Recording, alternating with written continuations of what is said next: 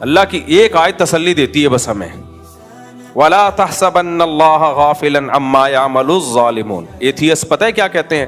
دنیا میں اتنا ظلم ہوتا ہے تو خدا اگر ہے تو اس ظلم کو ختم کیوں نہیں کرتا؟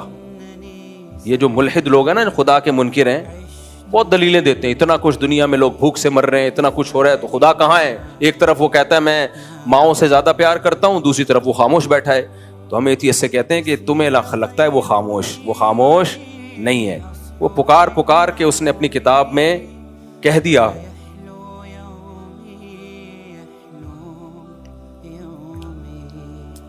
لا تحسبن اللہ غافلا عما یعمل الظالمون، ایسے ہی تسلی دیتی ہے نا یہ آیت۔ دیکھو ظالم کے بارے میں نا، جو بڑے ظالم ہوتے ہیں ان کے لیے نرم جذبات رکھنا بھی ظلم ہے، یہ خوب سمجھ لو۔ بعض دفعہ آدمی جب بالکل ہی غیرت لیس ہو جاتا ہے نا، جیسے ڈاکوؤں کو لوگ پکڑ کے چھوڑ دیتے ہیں کہ ہائے ہائے بیچارہ، تو ڈاکو کو تو جس نے چھوڑا ہو نا اس کو نہیں چھوڑو، پھر کبھی بھی اس کو کبھی نہ چھوڑو، کیونکہ یہ ڈاکو سے بھی زیادہ پتھر دل ہے۔ ایک آدمی جوان عورتوں کو بیوہ کر رہا ہو، چھوٹے بچوں کو یتیم کر رہا ہو، پسٹل ہے اس کے ہاتھ میں، تھوڑے سے پیسوں کی خاطر جوان جنازے نکال دیتا ہو، کیا گزرتی ہے گھر والوں پہ قیامت، اور آپ اس پہ ترس کھا رہے ہو کہ اس کو چھوڑ دیا جائے۔ اس کا مطلب آپ کی کھوپڑی خراب ہو گئی ہے۔ ہمارے نبی صلی اللہ علیہ وسلم پہ جب بہت زیادہ ظلم ہوا تو آپ نے بھی بد دعا کی ہے۔ حضرت موسیٰ سے زیادہ کوئی نرم دل ہوگا؟ پیغمبروں کا دل بہت نرم ہوتا ہے۔ بالآخر حضرت موسیٰ نے بھی بد دعا کے لیے ہاتھ اٹھائے فرعون اور حامان کے خلاف، کہ جو بھی فرعون کے دربار لوگ تھے ان کے خلاف حضرت موسیٰ نے بھی بد دعا کی۔ تو اللہ نے حضرت موسیٰ کو ملامت نہیں کی، بلکہ کہا قد اجیبت دعوتکما، اے موسیٰ تیری دعوت کو میں نے قبول کر لیا، تیری دعا میں نے قبول کر لی، تسلی دی کہ مریں گے یہ۔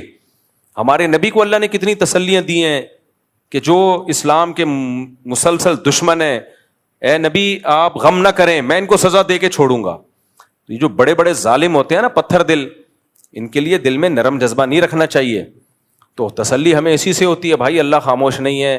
اللہ کہتے ہیں لا تحسبن اللہ غافلا عما یعمل الظالمون، ظالم جو کچھ کر رہا ہے اللہ کو اس سے غافل مت سمجھو۔